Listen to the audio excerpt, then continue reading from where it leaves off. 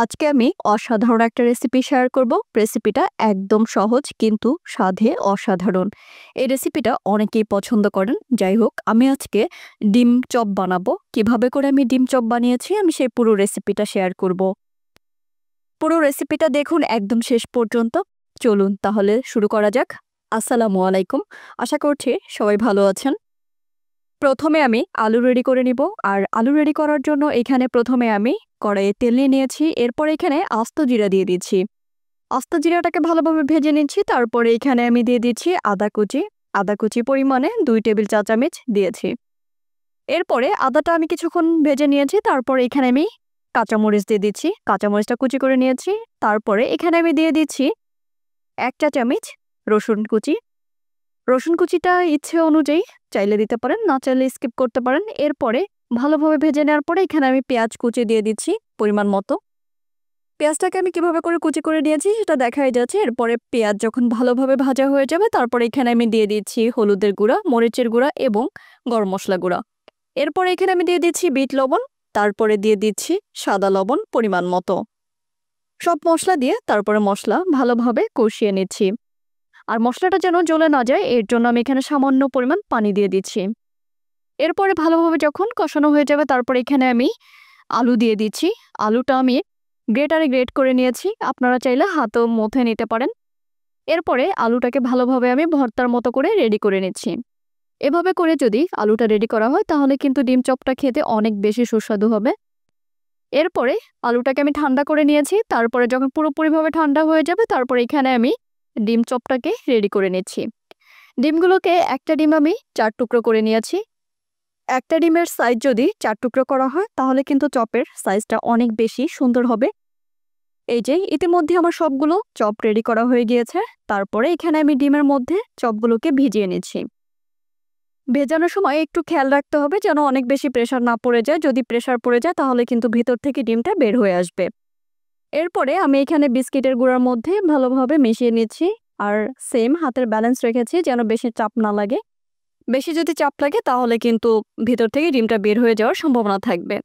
দেখাই যাচ্ছে আমি কিভাবে করে পুরোপুরিভাবে চপটাকে রেডি করে নিয়েছি। আমি প্রথমবারের মতো এভাবে করে বিস্কিটের গুঁড়ার মধ্যে সবগুলো চপ এভাবে করে রেডি করে নিয়েছি।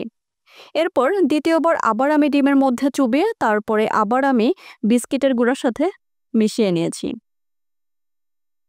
আপনারা চাইলে প্রথমবারের মতোই বিস্কিটের গুঁড়া ব্যবহার করতে পারেন, দ্বিতীয়বার ব্যবহার না করলেও হবে।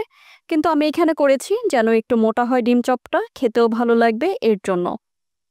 এরপরে পুরোপুরিভাবে এই যে সবগুলো ডিম চপ আমার রেডি হয়ে গিয়েছে। দেখাই যাচ্ছে আমি কিভাবে করে রেডি করে নিয়েছি। আর বিস্কিটের গুঁড়ার সাথে যখন মিক্স করব তখন অবশ্যই হাতে ব্যালেন্স রাখতে হবে। এই যে কত সুন্দর করে আমি বানিয়ে নিয়েছি। এভাবে করে অবশ্যই ট্রাই করবেন।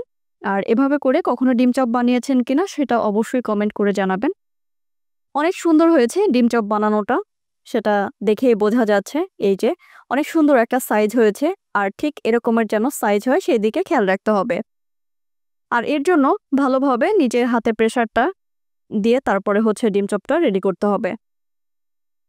ইতিমধ্যে সবগুলো ডিম চপ আমার ফাইনালি রেডি হয়ে গিয়েছে। এরপরে আমি ভেজে নিব। ডিম চপ ভাজার জন্য আমি এখানে তেল নিয়ে নিয়েছি। আর তেলটা কিন্তু বেশি পরিমাণে তেল দেওয়া যাবে না, যেন ডিম চপের উপরে উপরে তেলটা থাকে সেই পরিমাণে তেল নিতে হবে। এই যে এরপরে আমি একটা একটা করে ডিম চপ দিয়ে দিচ্ছি। এভাবে করে একদম সিরিয়াল বাই সিরিয়াল ডিম চপগুলো দিয়ে দিতে হবে। এরপর সঙ্গে সঙ্গে একটু উল্টিয়ে দিতে হবে, না হয়তো এক পাশ প্রথমে হয়ে যাবে, উপর থেকে তারপরে ফেটে যাওয়ার সম্ভাবনা থাকবে। এর জন্য সাথে সাথে কিন্তু উল্টিয়ে দিতে হবে। দেখাই যাচ্ছে আমি কিভাবে করে উল্টে দিয়েছি। এভাবে করে যদি সাথে সাথে উল্টে দেওয়া হয় তাহলে কিন্তু চারপাশটা খুব ভালোভাবে ভাজা হবে। আর কালারটা অনেক সুন্দর হয়েছে, দেখতে অসাধারণ হয়েছে। এটা আসলে কেউ বলতেই পারবে না যে আসলে এটা ডিম চপ। এভাবে করে যদি ডিম চপ বানানো হয় তাহলে যে কেউ এই ডিম চপটা পছন্দ করবে। ইতিমধ্যে সবগুলো চপ আমার ভাজা হয়ে গিয়েছে। আর যখন ভাজা হয়ে যাবে তারপরে এভাবে করে আমি তুলে নিচ্ছি। একটু খেয়াল রাখতে হবে যেন এরকমের একটা ব্রাউন কালার চলে আসে। যদি ব্রাউন কালার চলে আসে তাহলে কিন্তু দেখতে সুন্দর লাগবে আর খেতেও অনেক বেশি টেস্টি হবে। ডিম চপটা বিকেলের নাস্তা হিসেবে আমরা নিতে পারি এবং বাচ্চাদের টিফিনেও আমরা এটা খুব ভালোভাবে দিতে পারি।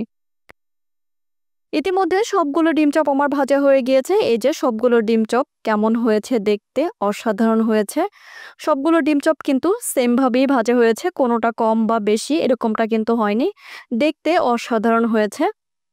এই ছিল আমার আজকের ডিম চপ রেসিপি। আশা করি আপনাদের অনেক ভালো লেগেছে। রেসিপিটা যদি ভালো লাগে তাহলে অবশ্যই একটা লাইক দিন এবং বন্ধুদের সাথে শেয়ার করুন। যারা রান্না করতে বেশি পছন্দ করেন এবং রান্না করে খাওয়াতে বেশি পছন্দ করেন। আর এমন আরও রেসিপি পেতে আমার ইউটিউব চ্যানেলটি সাবস্ক্রাইব করুন এবং নিশাদ ব্লগের সঙ্গেই থাকুন। কমেন্টে জানাবেন আমার এই রেসিপিটা কেমন হয়েছে। পরবর্তী রেসিপিতে আবার দেখা হবে ইনশাল্লাহ। সবাই ভালো থাকবেন, সুস্থ থাকবেন। সবাইকে অসংখ্য ধন্যবাদ আমার ভিডিওটা দেখার জন্য। আল্লাহ হাফেজ।